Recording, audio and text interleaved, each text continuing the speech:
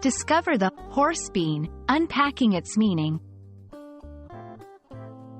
Hello, dear viewers. Today, we're diving into a fascinating English language topic. Have you ever come across the phrase, horse bean, and wondered what it's all about? Well, you're in luck because that's exactly what we're going to explore. So, let's unravel the mystery together. The term, horse bean, refers to a particular type of bean, the broad bean. But, it's not just any broad bean. It's a larger variety that's often used as feed for horses and other livestock. The name comes from its common use in agriculture, and while it's fit for human consumption, it's mostly associated with animal feed. In various cultures, the horse bean holds different significance. For example, in some countries, these beans are a staple in human diets, rich in protein and nutrients. In others, they symbolize growth and are used in celebrations of spring and fertility.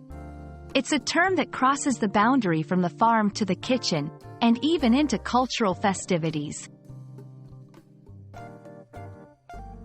Now, let's put our phrase into action.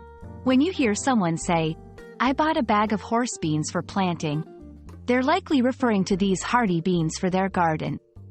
On the other hand, "This stew is made with horse beans," could mean the stew has a rustic, traditional ingredient, echoing a simpler, agrarian past.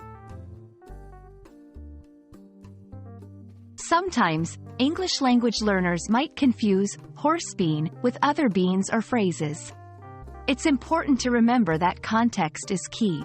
Horse bean specifically denotes a type of broad bean, and its use is often related to agriculture or traditional cooking. It is not a common colloquial expression or idiom, so its meaning stays quite literal. And there you have it. We've uncovered the meaning behind horse bean and how it fits into both language and culture. I hope this video has been enlightening and that you can now confidently talk about this interesting phrase. Thank you for watching, and I look forward to our next English language adventure together. Keep